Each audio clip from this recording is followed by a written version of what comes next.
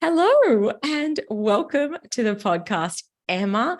It is so wonderful to have you here and to be diving into a little bit about your business journey and specifically with the lens of money.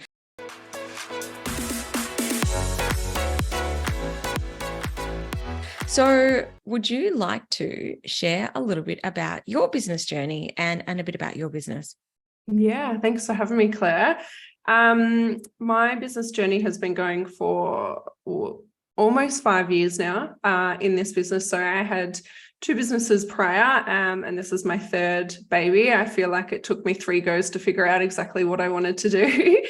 I started the business $85,000 in debt and used a $3,000 tax return to start it, which took a lot of convincing from my husband. But here we are now, a multi-million-dollar agency that is really heart-led. I created this from the beginning. Oh my God, I'm stumbling on my words now. That's okay. Maybe just go back so that we can trim that bit out. So Yeah, I built this business purely because I was a stay-at-home mum, FIFO wife, and I really wanted to help other women to feel empowered in their business. And so there came this agency, which has other women in it who also work from home to also empower other people in business. And so, yeah, 5 years in, and we're still doing that. And so you're a digital marketing, is it a full digital marketing agency?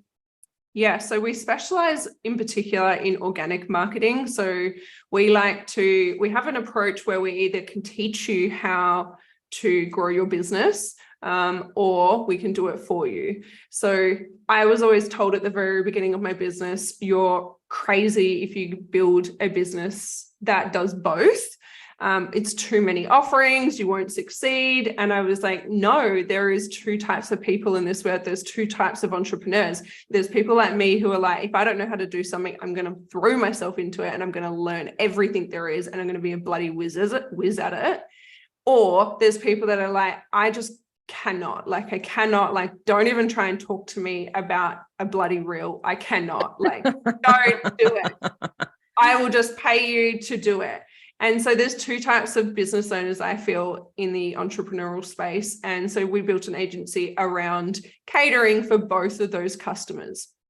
And how do your live events fit into your, marketing offering funnel, etc.? Yeah, so 4 years ago, back before COVID, I found that I guess I was one of the first in my industry 5 years ago to really start to spill the beans on how to grow a business.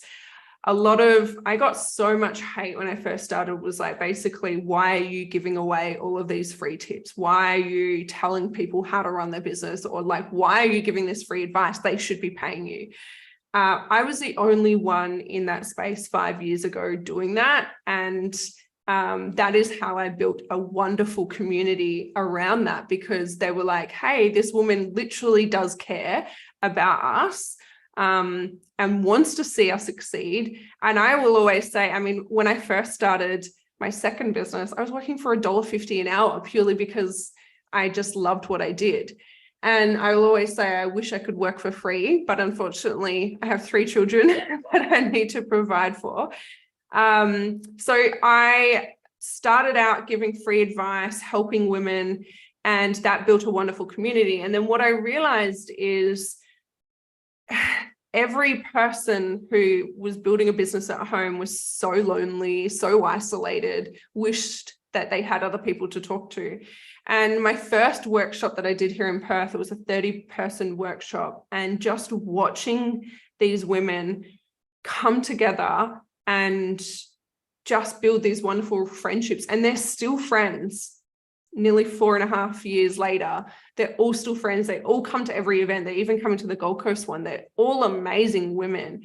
And I left that and I went, well, I want to do this on a larger scale, because I have a lot of Eastern States customers that they were literally messaging being like, oh my God, I wish we had something like this. I wish we could meet other like-minded individuals. And there was no Instagram events, like there was no events where people could come together. And so that's where Sip and Socials was formed. I was like, well, it was never about the business. It was just literally about the community I had built and bringing these women together so that for a night they could feel seen, heard by women that got them on that level.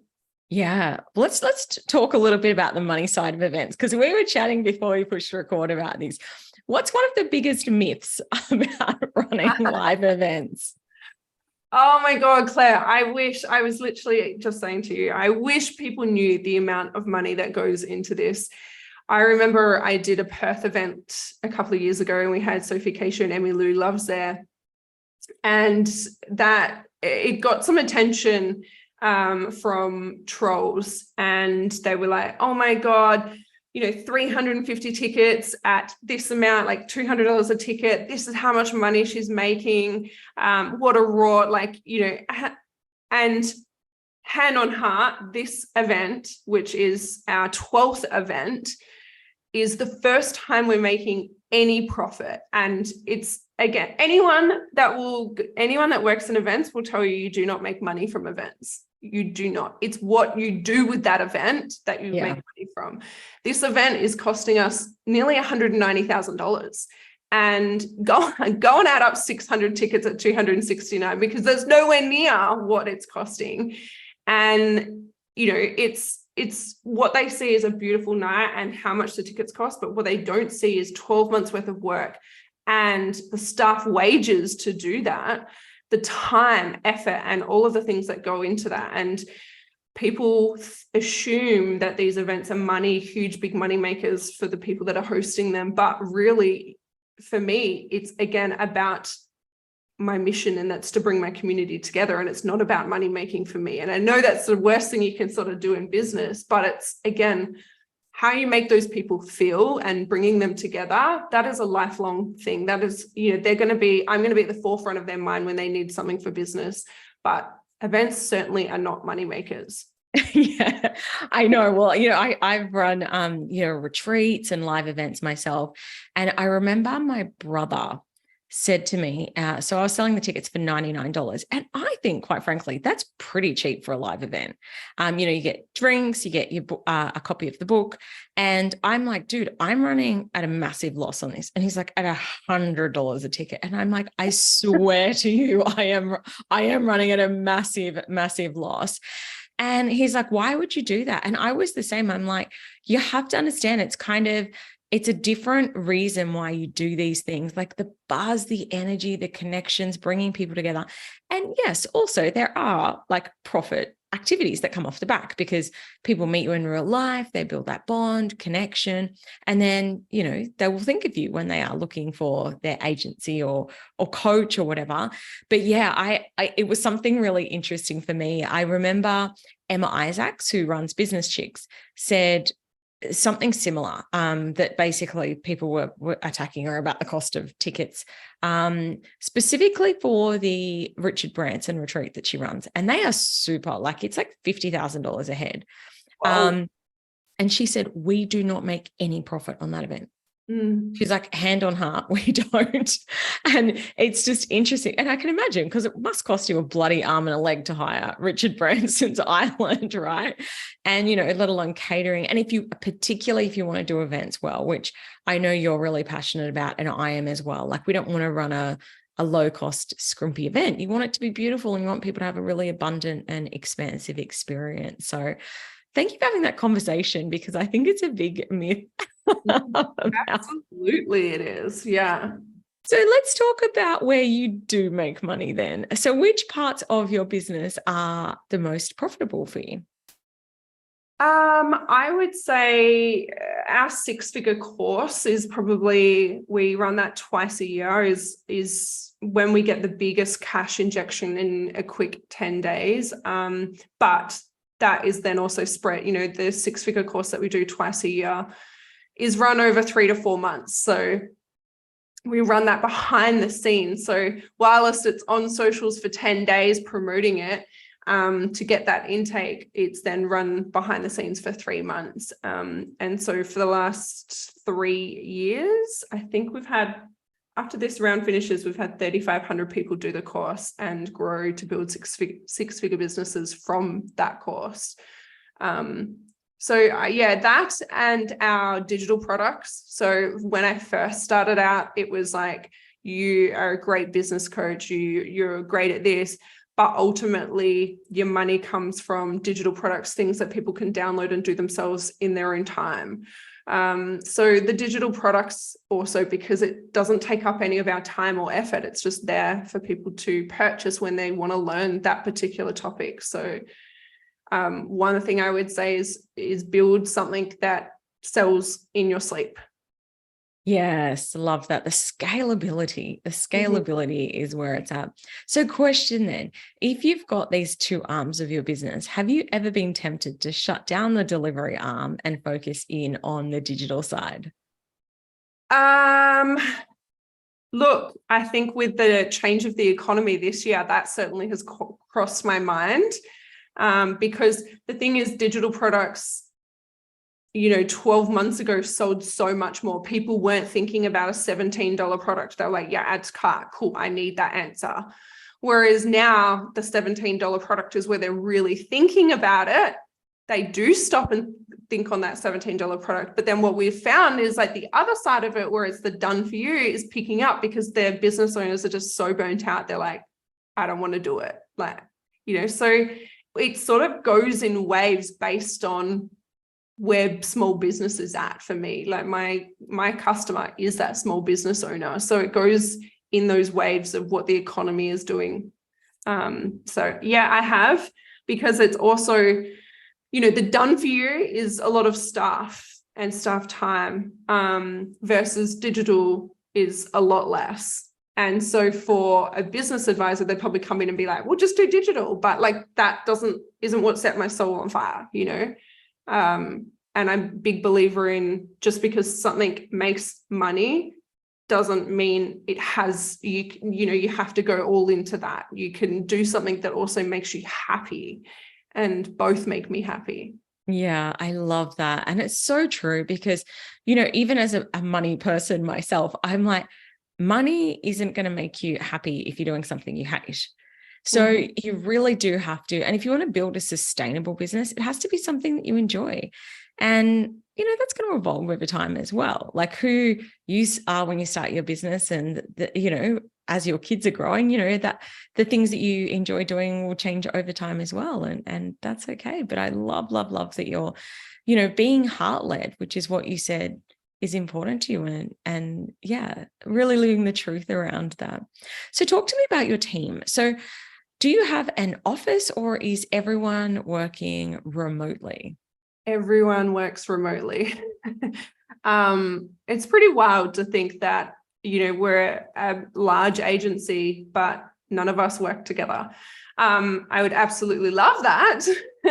But I have incredible women that I've worked with for the last few years. And I couldn't imagine being like, hey, I'm going to open up an office in Mandurah, where I am in Perth, and see you later. I just could never do that. The way I run my business is my staff are family to me, and we've become incredibly good friends. And yeah, we are able to run the agency. It actually works really well because they're 2 to 3 hours ahead, depending on daylight savings. So they're sort of getting up way before us. So we've got like customer service that works around, longer hours because I'm in WA. But yeah, we run all remotely. We meet once a week on a Monday to go over everything we need to, but we also talk all day, every day. Sometimes we'll sit in Zooms and not say a word for 2 hours, but we're just there. But it works really well. Who the hell do you need to go into to physically see somebody in an agency? Everything is done digitally now, thanks to COVID. So the overheads of not having offices and things like that just, again, is why my business has worked the way it is. Yeah, I have to admit the accountant in me is always like, it's not don't do office spaces, because sometimes, that's really important to people, or that excites them, or that's how they get their vibe and energy. But it absolutely is an overhead that, I work with a lot of digital marketing agencies, and I'm like, if you really want to do it, like, you've got to do it. It's your business, do it. But I'm like, you really want to make that decision, like, not, with a lot of intent around it, because it definitely can add up. But you're right. It's funny because something I noticed, I actually was speaking, we're looking to renovate at the moment. And I was speaking to a builder this morning, and they said, oh, you need to come into the office. And I'm like, why? And I mean, I work from home. I've got total flexibility, but I'm like, that means I've got to like put a bra on. I'm like, can't we just do a Zoom? And they were like, sure. And I was like, that's so old school, like having to go in. I don't want to do that as a customer. I want ease. I want to be able to do things remotely. I just want to be able to send a message or an email and get things done. So I love that you also, running the digital team, can agree with that. So did you ever have plans that this is like, when you got started, were you like setting the vision, and did you have dreams that you'd be running a multi-million-dollar agency, or has it just kind of happened? Definitely not.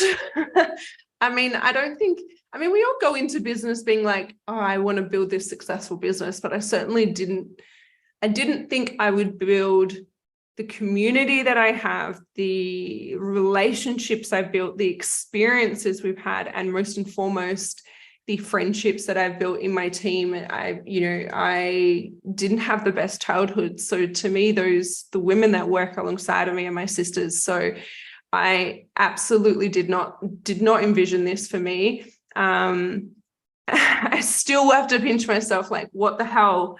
But I remember getting to the point when I left my second business and started this one. Within the first 3 months, I hit the 6-figure mark, and I was at the point. And again, I didn't have a business coach. I didn't know what the heck I was doing. I was just winging it. And I got to that 3-month mark, and I was like, well, I can either be sold out, like I'm at full capacity, can't do any more. And at that time, all I was doing was sort of social media management and business coaching. I was doing like 4 to 5 hours a day of coaching on the phones, and also managing, I think it was 6 accounts. So and the good thing was that those 6 accounts came from I literally got them from zero. They started from zero and are still going, and $1 million businesses now. And I was just managing their socials, and I was like, well, I can either bring on a team and teach them my organic methods and how I do things, that is my point of difference, and grow a team to expand and help more people, or I can stay doing what I'm doing. And I went, well, I want to make more of a difference. I want to help more people. And so that's what we did. And here we are now. I love that. And what's your vision like now that the business has grown? Do you have a vision for what the future looks like? What gets you excited about the next level? I've really been toying with this over the last 12 months. It's because it's changed a little bit. But for me, when I first hit that $1 million, I was like, great, like 5 million, let's go. Like, my accountant was pumping me up. He's like, you can do it. Let's get to it. And then what I realized this year, I went back to being like, by the end of last year, I was so burnt out, because it was just like hustled, like add this, do more of this, like grow there, do this. And actually this year, what we've done is gone, it's okay to stay stagnant and at that point at here, like instead of growing or down, we're just staying here. And to me, I'm okay with that, because I'm not burning myself out. I'm building that work-life balance. And to me, and I think I've really taken this year being like, well, that isn't what set my soul on fire. So I'm not going to do that anymore. And really got to a point, I feel like when you get to that 5-year mark in business, you're like, cut things and you're like, no, not doing that. Like you really rethink things. And so we've set a lot of systems and structures in place, and have really just been okay. So for me right now, I'm okay with being okay. And I know it sounds ridiculous, but I'm happy where I am. Yeah, I know. I love that. That's fantastic. So is there any plans at all to change or to add new offerings or more events? Probably not more events. I definitely we've started hosting retreats, which is something that I really love. They're really more so like self-development for. I have this incredible way of making women come out of their shell and realize who they are and their worth. And so we've started doing retreats last year. Yeah, we had 2 last year and 1 this year. And so I sort of really want to dive into that more because it is life-changing. But yeah, going into more sort of that, expanding on more social media avenues. So going into like TikTok and those sorts of things while we are there now, but just expanding on more of those offerings. But yeah, just sort of, I guess, because the thing is, social media makes you look at, like, you can look at other agencies and be like, oh, they're doing all those things. But to me, I'm like, why? This is our offering. So right now is nurturing the community that we have and the things that we're doing. In terms of future, definitely more retreats and more one-on-one sort of things. Yeah, awesome. So let's talk about the growth of your business. You've built a really successful agency. What are some of the things that you've been able to enjoy or do differently now that you've got a bigger business? Like, what are the things you love to spend money on?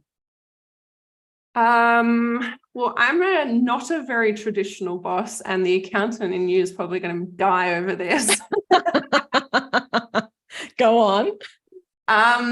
I remember at the very beginning of my business journey seeing, I can't even remember who it was, but it was a very large company.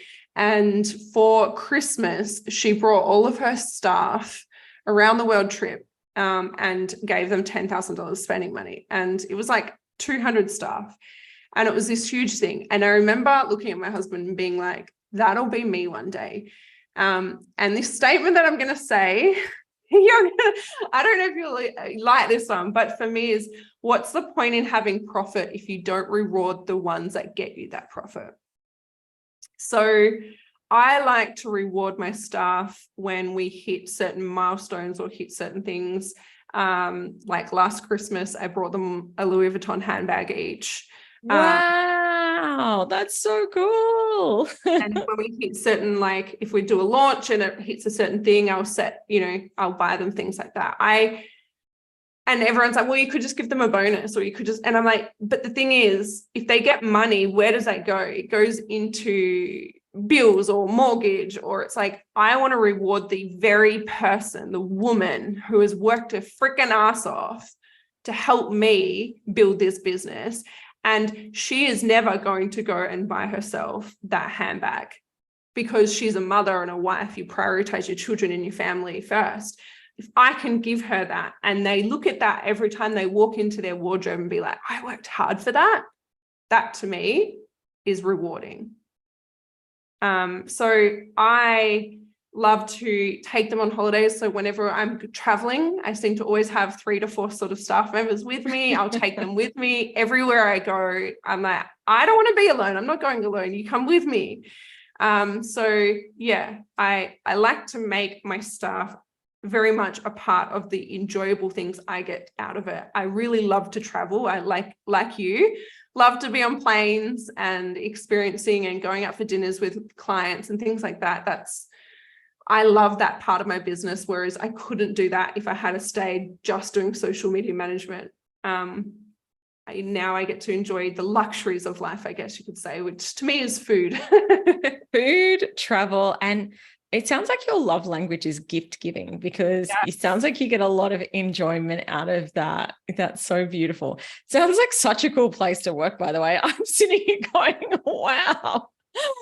There you go. And I totally get to, like, I wouldn't, and again, maybe this will change in the future, but like for me, if someone gifted me a Louis Vuitton bag, I'd be like, oh my gosh, but I wouldn't go and buy one for myself, even though I can.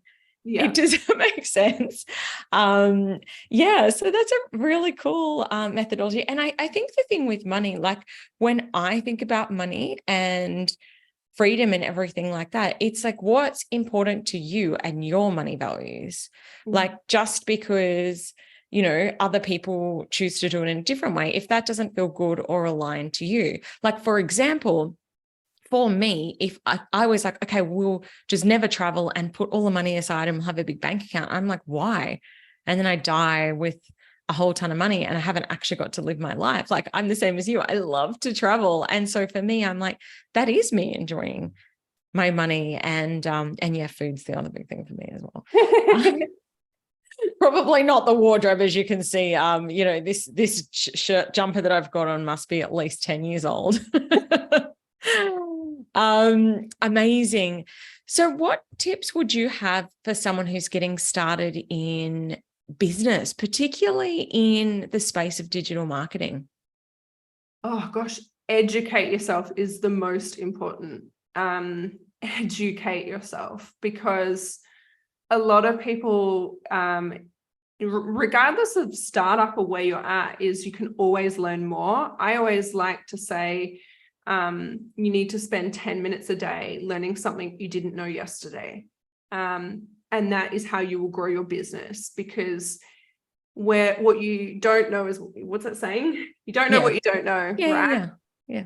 Whereas, you know, yesterday, I learned something about SEO and I was like, holy shit, I did not know that. And like, now I'm like, great, cool. We're going to action that. We're going to do that.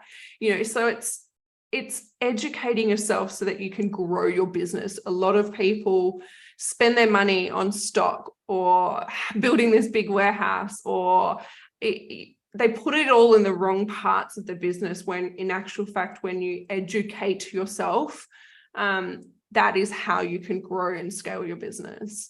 So, and what about the fear? Because the big thing that I hear, and I'm sure you do too, is like people like, yeah, I know that I've got to do that thing. I know that I've got to learn that thing. But when it actually comes to spending the money, whether it's joining the course or hiring the coach or hiring the digital marketing agency, that fear comes up. So what advice would you have for someone experiencing that when they're looking at investing in their growth?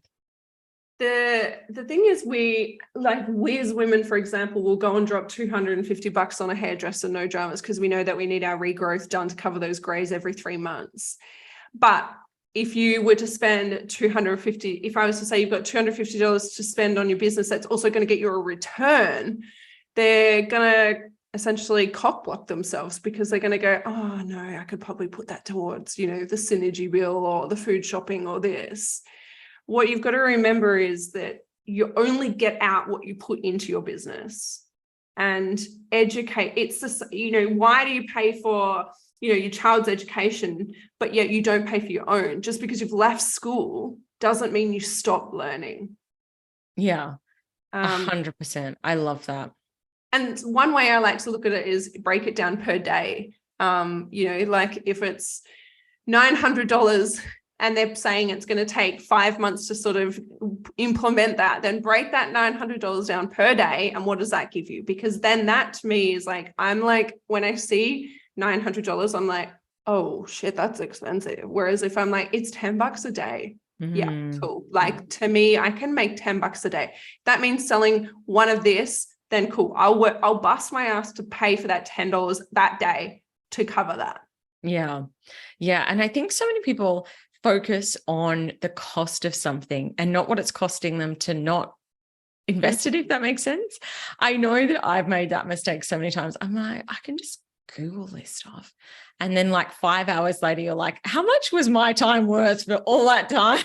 And then you still don't have clear answers or a clear framework. You've kind of got all this jumble mismatched instead of just having one cohesive solution that someone's created for you. So I'm getting a lot better at saying, what's the return on this investment? Like, what could this make me if I put the money in here? So I love that you think the same. Yay. Amazing. Well, there's been so many nuggets of wisdom in here. Congratulations on building such an amazing and, heart-led business where you are honoring what feels good to you when it comes to building your business in an aligned way and spending your money in an aligned way. So that's really fabulous. If people are loving your vibe and they want to connect with you, can you talk about how you can help people and how they can find you? Yeah, first of all, I would say pop into DMs because I love to have a conversation. I might not be for you, but I can send you to the right person that is for you. But pop into our DMs and we can help you. Otherwise, you can head to our social media. We're always on Maxx Marketing, always gives away free tips every day. And then I'm at Socially Am. So if you want to see sort of behind the scenes, what I get up to as a person, you can follow me there. Very raw mum life, wife. I like to be funny.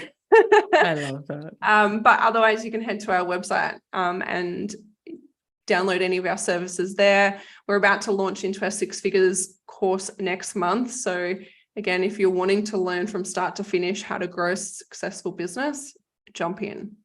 Amazing. I will put all of the links in the show notes for today's episode. Thank you so much for coming on and sharing your wisdom so openly. And I'm sure the listeners will appreciate this chat as well. Chat to you soon, Em. Thank you.